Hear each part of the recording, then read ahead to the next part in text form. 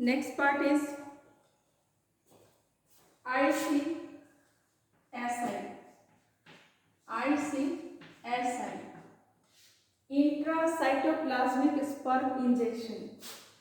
Intracytoplasmic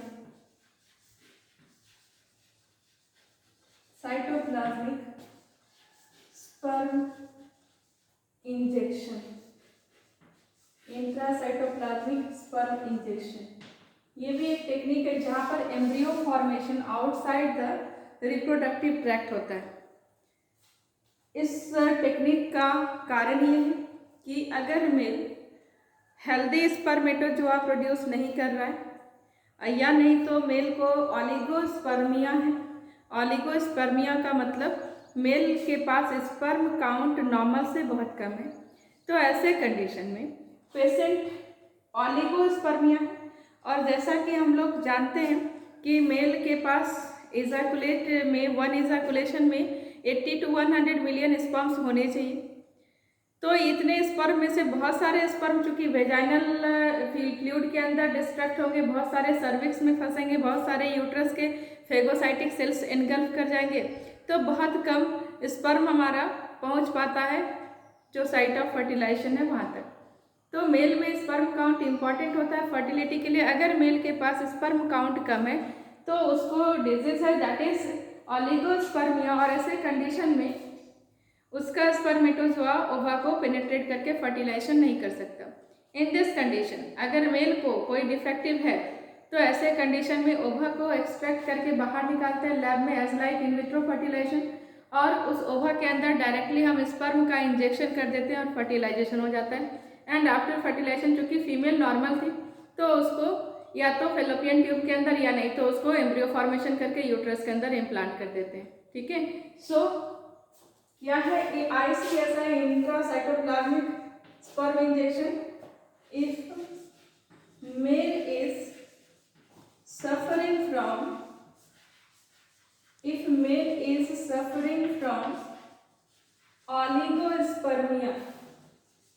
oligospermia means low sperm count or any other disorder due to which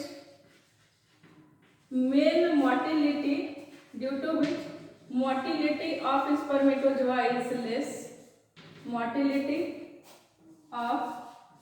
spermatozoa is less, then in this condition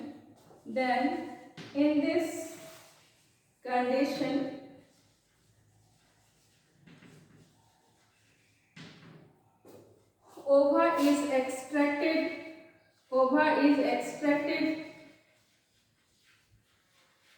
and spermatozoa is directly injected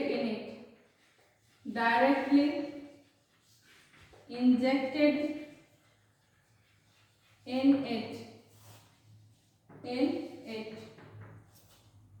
After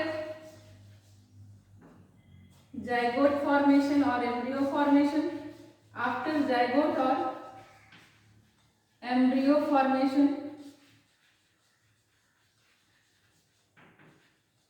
the zygote or embryo is transported to the uterus or fallopian tube। अगर zygote है तो fallopian tube के अंदर में, और अगर embryo है तो यूट्रस के अंदर उसको इम्प्लांट करते हैं as like in vitro fertilization. तो इसमें भी हमारे पास फर्टिलाइजेशन का इवेंट बॉडी से बाहर होता है, एम्ब्रियो फॉर्मेशन बॉडी से बाहर होता है।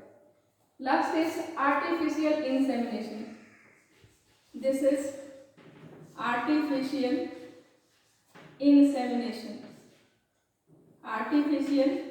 इंसेमिनेशन AI, ये भी एक तरह का इससे रिलेटेड ही डिसऑर्डर है जिसमें कि मेल को कोई डिसऑर्डर है जहाँ पर स्पर्मेटोजोआ का काउंट कम है या मोटिलिटी कम है। सो इन दिस कंडीशन स्पर्मेटोजोआ या सीमेन को डायरेक्टली फीमेल रिप्रोडक्टिव ट्रैक्ट के अंदर इंजेक्ट कर देते हैं, सेमेन को हम जो हस्बैंड है फीमेल का, उसका भी ले सकते हैं डोनर, वो भी, या नहीं तो किसी डोनर के सेमेन को लेकर के उसको रिप्रोडक्टिव ट्रैक्ट के अंदर इंजेक्ट कर देते हैं।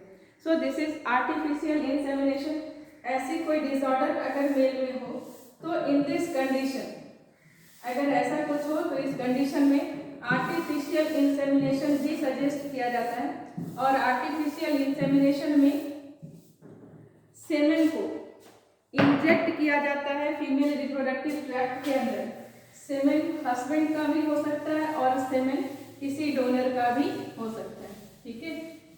तो आर्टिफिशियल इंसेमिनेशन क्या हो, सेम कारण सेम है, लेकिन करते क्या है, in this technique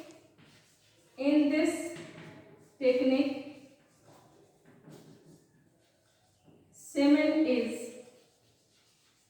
directly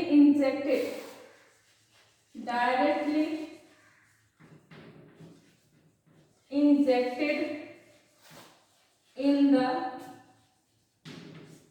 female reproductive tract, in the female reproductive tract, female reproductive tract। Semen कहाँ से ले सकते हैं, तो सेमेन हमारा हस्बैंड भी हो सकता है। तो AIH अगर हस्बैंड ने सेमेन दिया है तो, और AID अगर किसी डोनर ने दिया है तो। If semen is collected from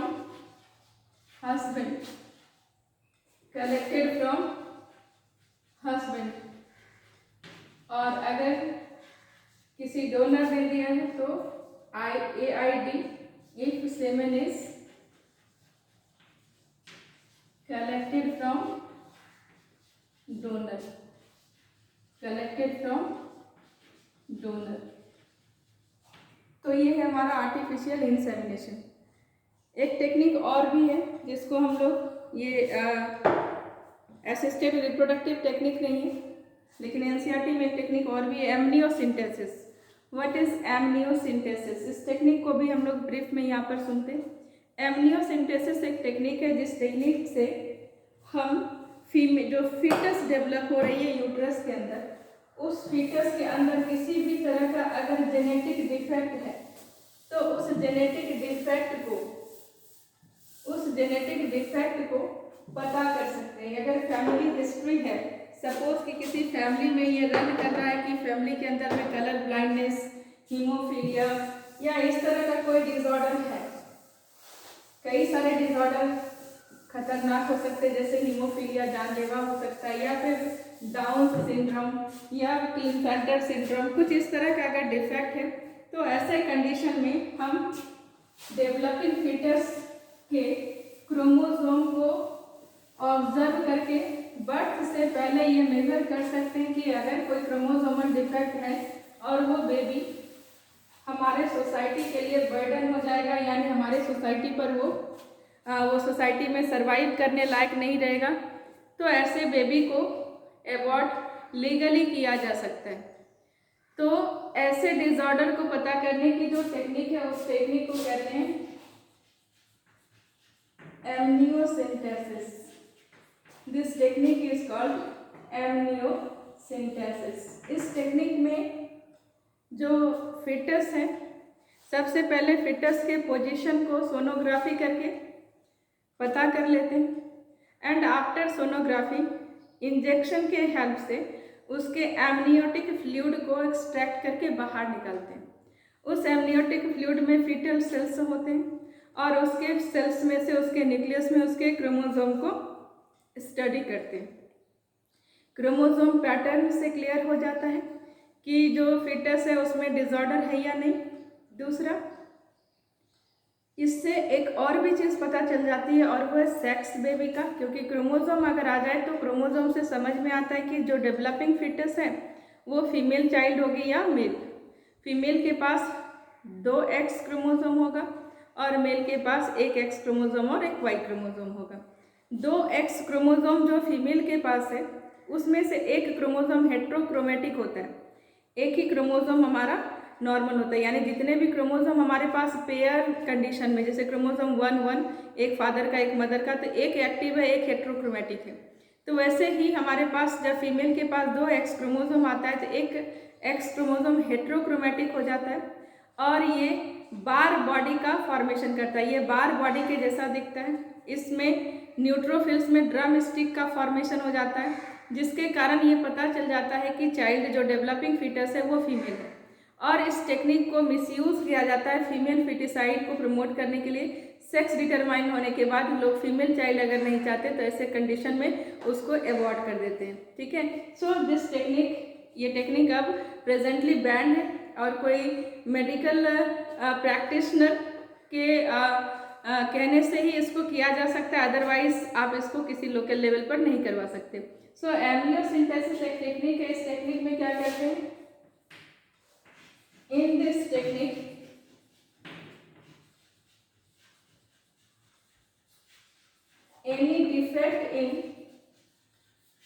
any defect in the chromosome of fetus, any defect in the chromosome of fetus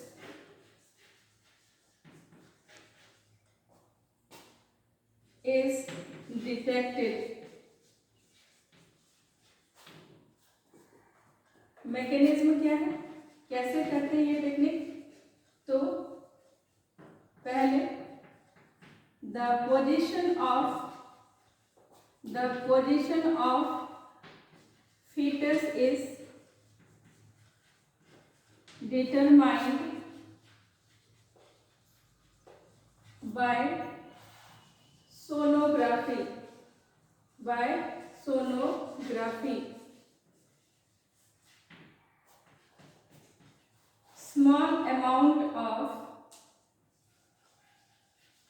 Small amount of amniotic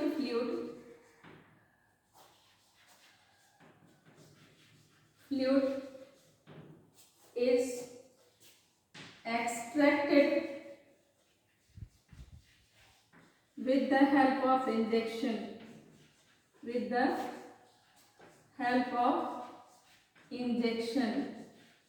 In this fluid, some fetal cells are present. In this fluid, some fetal cells are present.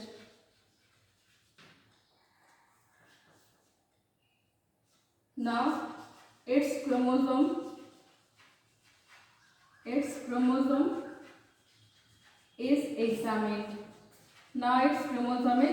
examined. अगर कोई defect नहीं है तो उसको grow करने देते हैं, अगर कोई सीवियर डिफेक्ट है तो उसको लीगली अवॉइड कर सकते हैं। लेकिन इस टेक्निक से if female fetus is developing, then it is identified, ये भी आइडेंटिफाई होता है, then it is identified because the heterochromatic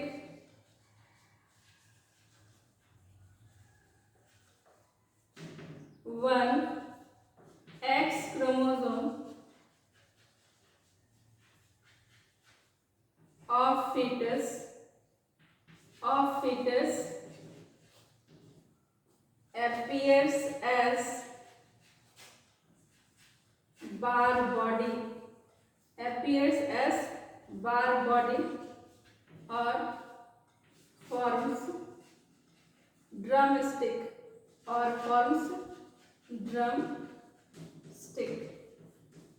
तो इसलिए इस टेक्निक से जो पर्पस है कि कोई क्रोमोसोमल डिफेक्ट ना हो, तो ये तो पता चलता है, साथ ये भी पता चल जाता है कि फीटस फीमेल है या मेल है, और इसके कारण फीमेल फिटिसाइड को बढ़ावा मिला था, तो इस टेक्निक को अब बैन कर दिया गया। So this was amniosynthesis. This technique was amniosynthesis, जिसमें पहले फीटस के पोजीशन को अल्ट्रासाउंड करके देखते हैं। आफ्टर दैट इंजेक्शन के हेल्प से यूटेराइन जो उसका एमनियोटिक फ्लूइड है उसको निकालते हैं।